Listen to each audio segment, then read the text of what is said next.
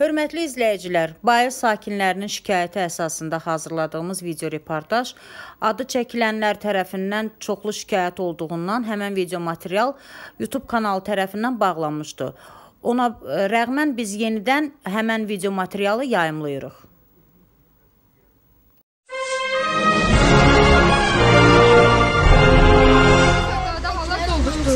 Uşaqlıdır. Sabah biri uşaq düşsə necə olacaq? Hamısı körpəlidir. Bu hamısı körpəlidir. Beni istəyir versən beş görsün, beni istəyir oynaq.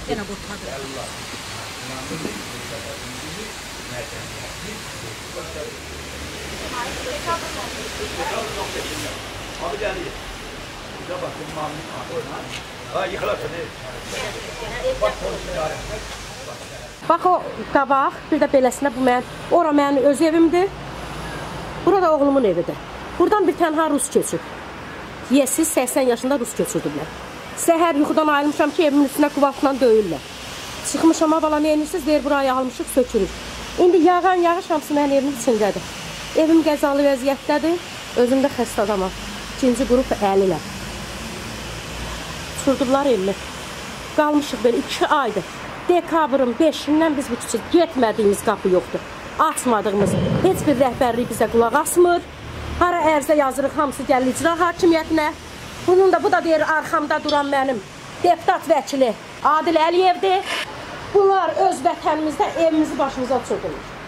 Biz daha açmadığımız, getmədiyimiz qapı yoxdur. Bakının 1-ci rayonudur, mərkəzi rayonudur. Bayır qəsəbəsində ən mərkəzi küçədir. Yağan yağış evimizdədir. Uçub, tökülüb, uçurdurlar, rəsmən evimizi başımızı uçurdurlar. Deyir, qanun da mənəm, prezident də mənəm, icra da mənəm. Mən heç kimdən qorxmuram. Buradan da bizimdir, buralar da bizimdir. Biz də, onda bizə bir sığınacaq versinlər, çıxaq gedək. Azərbaycanın deputatları sakinlərin evlərin başını uçurdur. Mənim dediyim bu qədərdir. Biz də imtina eləyək, onda Azərbaycana imtina eləyək də, bağışlayaq bunlara, yoxun boyun 5 dənə Naxçıvanlı var. Deyər Əliyevi biz gətirmişik o vaxtı elə dedi. Şəxsən mənim özümə deyir. Hə, dedi o vaxtı Əliyevi biz gətirmişik, buralar indi bizimdir. Bunlara keçməmin. Onların arxasında durub, tikinti şirkətinin dalında durub Adil Əliyev. Bu həyəti 13-14 il bundan qabaq Dəllal Əli Həsənovla Cavad adlı makler var idi. Onlar bir-bir alırdı.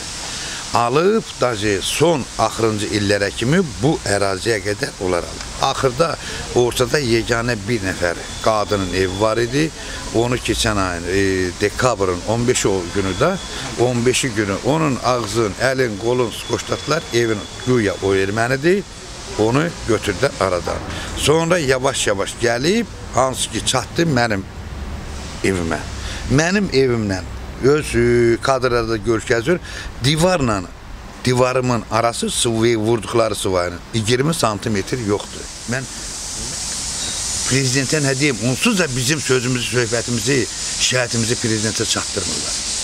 Heç olmasa bir vicdanı olan, qeyrəti olan, namusu olan məmur bizi eşidirmi? Nə olar, səsimizə səs versinlər. Biz də insanıq, biz də adamıq, bizi də ana doğub, ata əkib. Nə olub, hüquqlarımız tapdanmalıdır. Azərbaycan torpağının 1/3 hissəsi erməni daşnaqları tərəfindən işğal altındadır.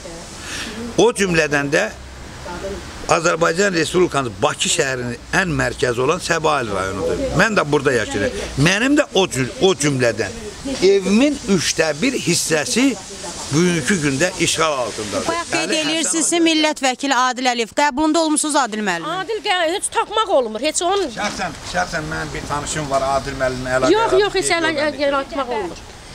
Milli Məclisdə olmuşam. Getmədiyim yer yoxdur. Bəlkə siz Adil müəllimin qərargahına gedib qəbulunda olasınız, onun adından istifadə edirlər. Belə adamlar da olur. Bir də görsən millət vəkilinin adı... O günü, ayın 11, dekabrın 15-ci günü burada bir ev söküləndə Çin Boks Federasiyasının işçiləri var idi.